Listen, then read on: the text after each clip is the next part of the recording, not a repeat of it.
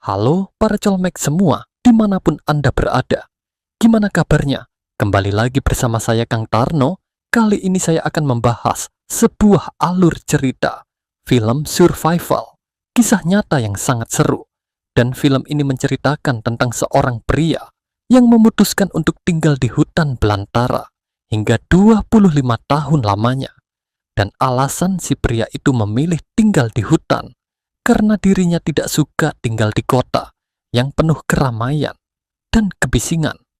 Apa sih kesehariannya yang dilakukan si pria tersebut dalam hidup kesendiriannya di hutan itu? Oke, kita langsung saja masuk ke alur filmnya. Film diawali dengan menceritakan seorang pria bernama Theodore John Kaczynski, atau kerap kali dipanggil Ted, yang hidup tanpa aliran air dan listrik selama 25 tahun di daerah pegunungan Rookie yang ada di kota Lincoln, yang mana Ted ini lahir di kota Chicago pada tahun 1942,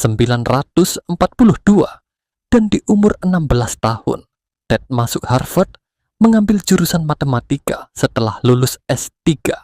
Ted mengajar selama 1 tahun lalu, menyingkir dari lingkungan sosial dan membeli sepetak tanah di pinggiran kota Gunung Rocky pada musim panas tahun 1971.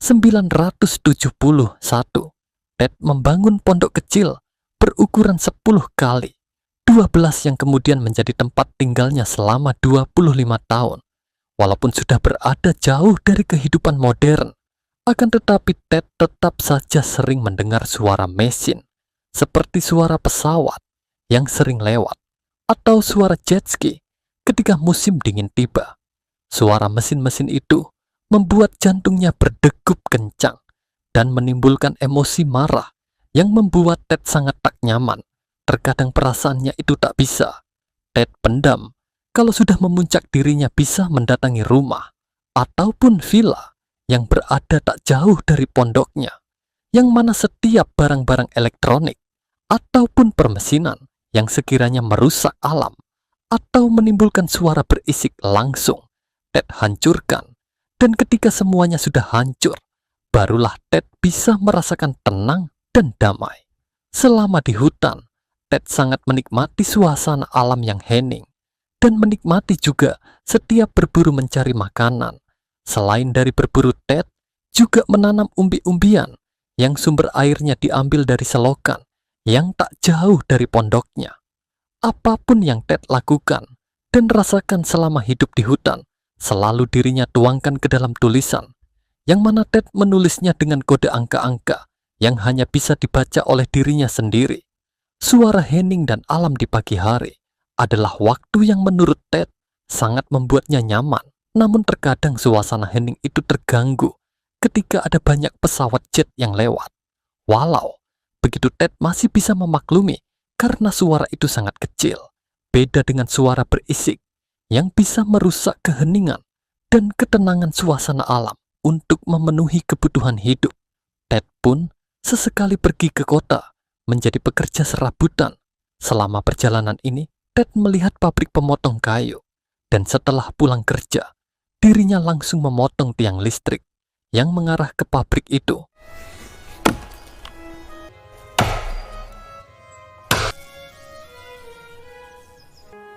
Beberapa minggu kemudian, saat Ted bekerja di sebuah bar, dirinya melihat berita TV soal tumpahnya minyak yang dibawa menuju California, yang mana minyak sebanyak 1 juta barel itu mencemari laut sekitar hanya karena si kapten kapal berusaha menghindari bongkahan es.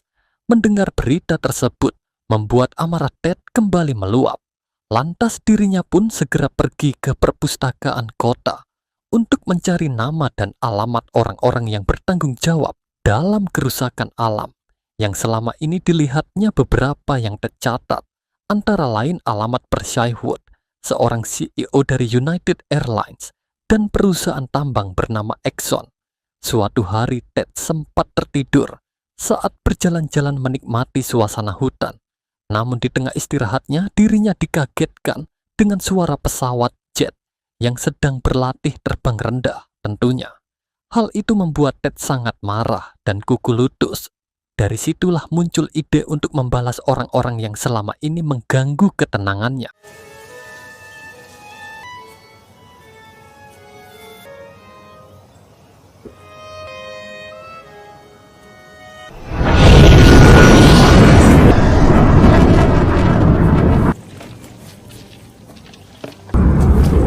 Lalu Ted pun membuat sebuah rencana yang takkan pernah sekalipun terbayang oleh orang-orang normal pada umumnya. Kemudian saat itu, dirinya pun mengumpulkan alat-alat untuk merakit sebuah bom. Dan bom pertama yang dirinya buat memanfaatkan bubuk mesiu dari shotgun yang harapannya bisa menimbulkan ledakan yang besar. Namun sayang saat Ted mencoba bom yang dirinya buat, itu daya ledaknya sangat kecil. Tidak seperti yang Ted bayangkan. Sebelumnya akhirnya rencana untuk balas dendam dengan bom pun tertunda, dan Ted kembali bekerja serabutan di sebuah pabrik kayu. Walaupun perasaannya tak bisa tenang dengan suara berisik mesin dan melihat para pekerja yang terus-terusan melakukan penebangan. Namun Ted berusaha sabar dan menjalani pekerjaannya hingga Ted pun dimarahi oleh atasannya karena bekerja terlalu santai disebabkan tidak terima dimarahi malamnya. Ted pun diam-diam menyelinap ke pabrik, lalu merusak mesin pemotong kayu dengan cara memasukkan garam ke dalamnya.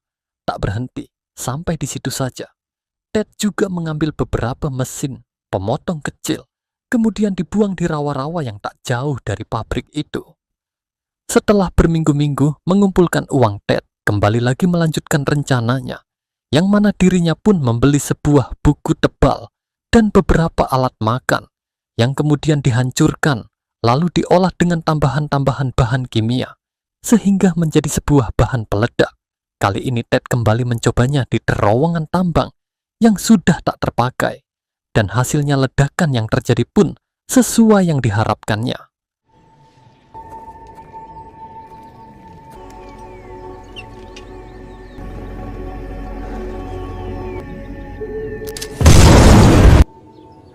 Langkah selanjutnya adalah meletakkan bom itu di dalam sebuah buku, lalu dibuat sedikit modifikasi supaya ketika buku itu dibuka, bom akan meledak. Masalah selanjutnya, Ted tak mungkin mengirimkan lewat pos karena akan mempermudah pelacakan polisi nantinya. Karena hal itu, akhirnya Ted nekat pergi keluar kota dan menginap di sebuah motel. Lalu di sana Ted pun mengubah penampilannya dengan mencukur habis jenggotnya dan memakai topi kemenaun dirinya pergi. Setelah meletakkan paketnya, Ted melewati sebuah toko komputer, lalu dirinya masuk ke dalam dan melihat seseorang yang sedang asik bermain game sampai tidak peduli sekitarnya.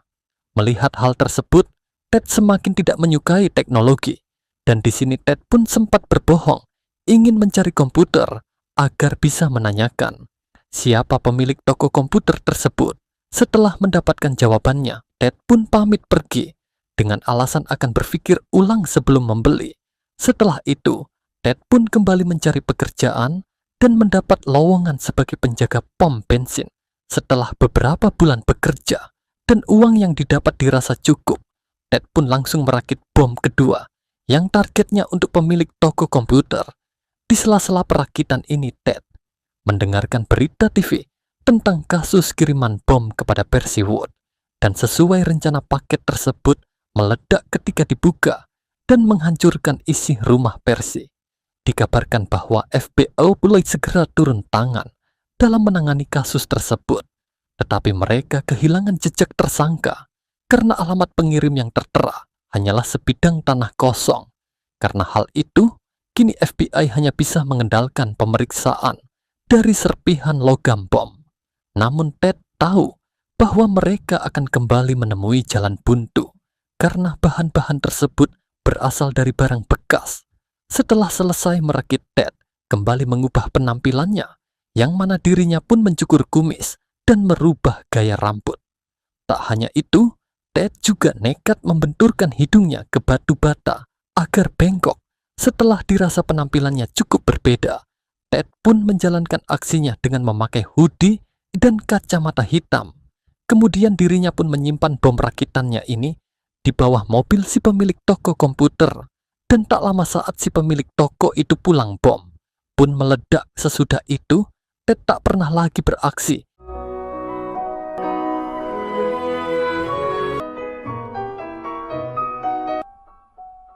Hingga 18 bulan kemudian, akan tetapi ketenangannya kembali diganggu. Perusahaan Exxon yang sedang mencari sumber minyak, setiap harinya beberapa helikopter berdatangan membawa bahan peledak. Dan Ted yang sangat marah pun sempat menembaki helikopter tersebut. Disebabkan hal itu, Ted pun kembali berniat membuat gebrakan agar perusahaan besar berhenti merusak alam. Kemudian Ted pun berusaha meminjam uang kepada kakaknya yang bernama David. Akan tetapi kakaknya ragu dikarenakan sikap Ted yang buruk kepada istrinya. Merasa kecewa dengan saudaranya, Ted kembali diganggu oleh dua orang pesepeda motor yang bermain di daerah dekat pondoknya. Tentunya hal itu membuat Ted marah dan mengambil batu. Kemudian dirinya mengancam para pesepeda motor untuk pergi dari hutan. Dan sialnya aksi Ted itu dilaporkan kepada polisi setempat yang langsung mendatangi Ted dan mengkonfirmasi kebenaran laporan para pesepeda motor. Di sini, Ted pun beralasan kalau mereka merusak tanaman di kebunnya sehingga dirinya terpaksa mengancam demi mengusir mereka. Mendengar itu, akhirnya si polisi pun mengerti dan masalah pun selesai sampai di sana. Suatu hari Ted tak sengaja mendengarkan radio yang menyiarkan soal David, yang merupakan seorang aktivis lingkungan, yang mana David menyerukan keluhan yang sama dengan yang dirasakan oleh Ted selama ini. Kebetulan David juga akan pergi berpidato di Missoula, dan Ted dengan senang hati datang ke sana. Dan di sana, Ted pun menemukan orang-orang yang punya pemikiran sama, yaitu membenci perusahaan besar yang merusak lingkungan. Semua ucapan David berhasil mendorong Ted untuk kembali bergerak dan melawan para perusahaan perusak alam. Ted pun memulai aksinya dengan menulis semua keluhan serta analisa mengapa perusahaan-perusahaan yang dirinya benci sangat merugikan lingkungan di momen-momen ini. Ted juga melihat sebuah dinamit meledak, ditambah air sungai tercemar limbah dari pabrik. Karena jengkel, Ted kembali menelepon kakaknya dan meminta uang sebanyak $1.000. Setelah uang itu berhasil didapatkan, Ted pun menggunakan seluruh uang itu untuk merakit lagi bom dengan bahan yang lebih banyak dari sebelumnya. Karena Ted merasa aksinya tahun lalu tak berpengaruh, dan Ted berharap kalau bom sekarang yang kekuatannya lebih besar akan membuat para perusahaan itu kapok. Setelah disimpan di tempat tujuan, bom pun tak lama kemudian meledak. Lantas FBI pun turun tangan, namun seperti sebelumnya, mereka kehabisan petunjuk karena korban tak berkolerasi, dan bom dibuat dengan barang bekas setelah melakukan beberapa kali. Ted merasa aksinya ini tak juga merubah keadaan. Dan kali ini Ted memilih untuk mengirim surat secara anonim kepada dua portal berita besar di Amerika. Surat tersebut berisi perjanjian bahwa Ted akan berhenti melakukan aksinya jika manifestonya ditulis di halaman depan dalam rilisan koran selanjutnya. Namun jika menolak, maka Ted berjanji paket bom selanjutnya akan menuju masing-masing kantor berita. Sebelum mengirim surat tersebut, Ted memutuskan kontaknya dengan seluruh keluarganya. Lalu saat itu, Ted pun menelepon kakaknya dan mengatakan kalau dirinya tidak mau berhubungan lagi dengan David maupun dengan ibu mereka. Dan Ted akan menjalani kehidupan sesuai kehendaknya, bukan sesuai dengan pendapat orang lain. Setelah itu, Ted menumpang mobil pos yang lewat hingga sampai ke New York. Ketika menginap di motel seperti biasa, Ted melihat berita tentang dirinya. Ternyata kini FBI telah berhasil mendapatkan gambaran dirinya. Tetapi gambaran tersebut adalah rupa Ted ketika mengubah penampilannya meski mendengar berita tersebut. Ted sama sekali tak terpengaruh dan tetap mengirimkan suratnya kepada Washington Post dan New York Times. Namun surat tersebut langsung diserahkan kepada FBI dan diberitakan di mana-mana kini FBI juga semakin dan memberikan layanan telepon darurat jika seseorang mendapatkan paket mencurigakan karena surat itu malah diberikan kepada FBI. Ted yang kecewa pun akhirnya kembali merakit bom untuk menunjukkan kalau ancamannya serius. Kemudian paket itu dikirimkan ke salah satu kantor portal berita dan meledak menewaskan satu orang.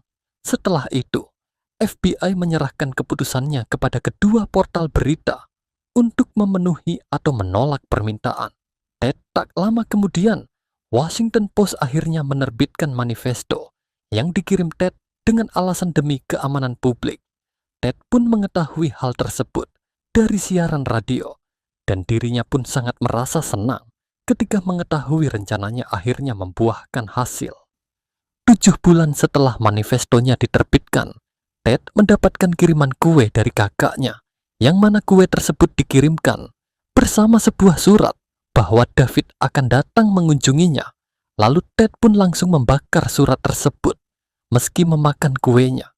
Tetapi Ted juga mulai merasakan kejanggalan karena sebelumnya David tak pernah peduli kepada dirinya. Karena merasa ada sesuatu yang tidak beres, Ted pun mulai membangun ruangan bawah tanah di bawah pondoknya, yang mana dirinya pun menggali siang dan malam untuk membuat sebuah ruangan yang muat untuk dirinya sendiri. Kecurigaan Ted terbukti benar karena sebenarnya kakaknya telah melaporkan Ted kepada FBI disebabkan David tahu bahwa pengeboman incaran FBI selama ini adalah adiknya. Setelah membaca manifesto yang diterbitkan di Washington Post, tata bahasa yang digunakan di dalam manifesto tersebut sangat mirip dengan yang biasa digunakan oleh Ted. Untuk itulah David pun melaporkan kecurigaannya kepada FBI. Setelah mengirimkan kue, FBI pun melakukan pengawasan terhadap Ted secara terus-menerus, yang mana mereka mengawasi Ted baik dari udara maupun dari darat. Pada akhirnya di suatu pagi, mendapatkan tamu yang meminta tolong untuk menentukan batas tanah miliknya. Dan tamu tersebut mengaku ingin menambang di sekitar properti Ted. Untuk itulah mereka meminta batas-batas tanah Ted agar tidak merusak propertinya di sini. Ted merasa curiga karena selama ini tak pernah ada yang peduli dengan batas propertinya, sehingga dirinya pun segera beralasan masuk untuk mengambil jaket. Di sini Ted pun sempat berteriak, meminta dilepaskan, akan tetapi Ted akhirnya mengetahui bahwa tamunya pagi ini adalah FBI. Sesudah Ted berhasil diborgol dan digiring banyak pasukan FBI yang keluar dari persembunyiannya, ternyata mereka sudah mengamati Ted selama seminggu. Akhirnya Ted pun ditahan dan dijatuhi hukuman seumur hidup di penjara keamanan maksimum Colorado. Ternyata dari semua bom yang sudah dikirim Ted, sudah menewaskan 3 orang dan melukai 22 lainnya. Dan pada tahun itu, perburuan Ted menjadi perburuan terbesar dalam sejarah FBI. Tamat. Bagaimana menurut kalian tentang film ini? Silakan saja tulis di kolom komentar. Dan sampai berjumpa kembali di video selanjutnya.